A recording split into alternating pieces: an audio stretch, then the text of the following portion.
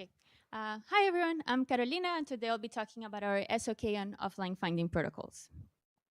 So, over the last 5 years, crowdsourced location tracking has scaled exponentially. Millions of users have tiles or air tags that they use to keep track of their wallets or keys or bags. However, these massive always-on systems have also come under scrutiny due to security, privacy, and safety threats, aiding in criminal activities such as stalking or a physical assault. But in order to understand the underlying protocols, known as offline finding protocols, it can be a little bit challenging because the literature is very scattered. On the academic side, there has been a bunch of work reverse engineering these protocols because most of them are proprietary and undocumented. There are also contributions of attacks and new academic proposals. On the other hand, there are some RFC drafts and several FAQs from vendors, but there hasn't been comprehensive treatment of all of the threat models, goals, and deployed techniques. So we did a systemization of knowledge focused on the cryptographic layer, where we looked into 40 academic papers and 9 industry documents from 2014 to 2025 in order to bring together the competing threat models, techniques used to achieve them, and the status of deployed protocols. So before talking about security, let me tell you how these protocols work. In general, initially there is a tag that is paired with an owner device via Bluetooth. And then when the tag goes out of Bluetooth range, it gets into loss mode, and this is the core interactions of this protocol. So the tag broadcasts a public key over Bluetooth to nearby finder devices, and these devices, they use the key to encrypt their location and then send the ciphertext along with the public key back to the server. Later on, the owner device can request these locations, and then it is able to find the bag that perhaps was left behind somewhere. And here, the keys, they change in order to provide unlinkability. A goal is to have neither the finder, nor the servers, nor other Bluetooth sniffers be able to link the tags back to the owner. Be able to track the owner through their tags. And the location is encrypted in order to provide location confidentiality from the server. But there is another threat model, which is stalking. So it could be the case that the owner is malicious and they slipped the tag into someone else's bag. And so now there is a person that is being tracked here. And in order to try to prevent this, the tag behaves differently when it is connected and unconnected. One of the anti-stalking mitigations proposed by Apple and Google is to have the keys rotate less often. So when the tag is in loss mode, the keys rotate only once a day. And this enables the stalking target to detect if there is a tag that has been following them within a 24-hour period, and then they can get a notification for this. But there is clearly a tension between unlinkability and stalking detection. And here the trade-off is to provide a little bit of weaker unlinkability, where the ranges are bigger, but enable stalking detection. And these are just 3 of the most studied, I guess, security goals. There are many others that have been looked less into. So for example, there is a forward secrecy, which means that if the server is malicious, even if it compromises a tag, it would not be able to break the confidentiality of all their location reports. Or there is advertisement unforgeability, which means that tags running malicious software cannot participate in the network. In the paper, we also contribute new security definitions that haven't been considered before, such as stalker identity integrity, which means that there are anti-stalking mechanisms that allow to identify the stalker. And these are just some of the some of the goals. In our paper, we have more. We classify them based on whether they are targeted towards protecting the owner device or the finder device.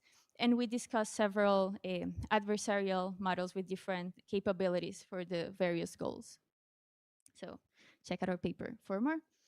But now let's take a look at what the currently deployed protocols actually achieve.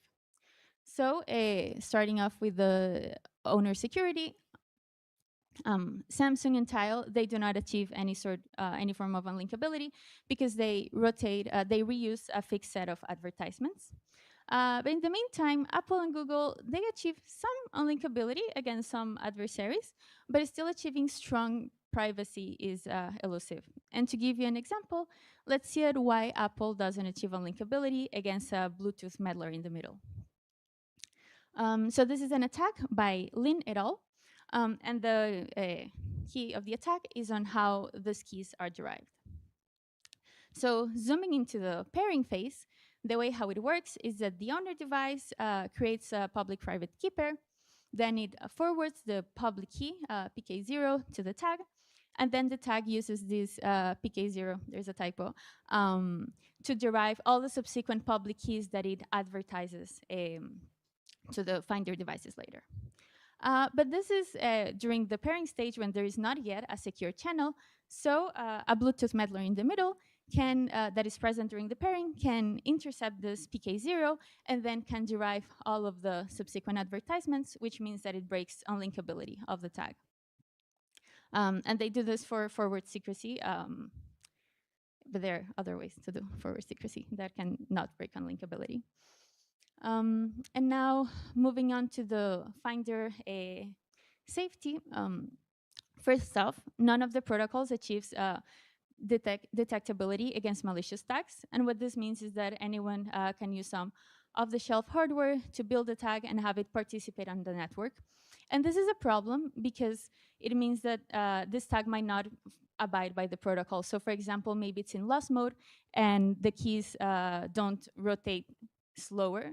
And so these trackers would be much harder to detect. To see another example of how things go wrong, let's look into why Google doesn't achieve detectability against malicious owners either. So this is an attack by Bodga et al. And here, remember the keys, they rotate fast in connected mode and slow during lost mode. And the way how Google transitions between these two modes is the following. So the owner device, when it realizes that the tag has been away for some time, it tells the server that the tag is disconnected, is out of range. And later on, if there is a finder device that sends a location report that has a key associated to the tag, the server replies telling the finder that that tag is lost.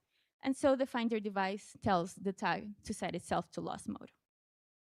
But as you can see, a malicious owner could just never tell the server that the tag is out of range, which means that the keys would always rotate fast and the finder device would not get an unwanted tracking alert. Overall, there has not been as much attention into anti-stalking protections or more broadly protections towards finders. So we think that we need a lot more work into anti-abuse of the systems. And this is also a small part of our table. In the paper, we have all of the security definitions, and we also analyze some academic proposals that target some goals but are not always practically deployable. So some takeaways. First, none of the existing protocols achieves all of the cryptographically possible security goals because of design choices, some cryptographic vulnerabilities, some things that they consider be out of their threat model. Second, it's essential to have much more work on anti-stalking features to protect people. And third, there are several academic proposals that improve on certain properties, but they often don't meet like performance requirements or are not deployable as easily. And that's because our SoK is focused on the cryptographic layer, but this is not only it's not only about the cryptography. We also have to make the system safe, we also have to take into account all the resource constraints that I was just mentioning. There's also been a bunch of work on like the physical layer security and the usable and societal concerns that we didn't have the space to go into that deeply in paper right here, but that are very important to also keep in mind when thinking of the systems. And that's it. Thank you very much for listening to the talk, and I'm happy to take questions later in the session.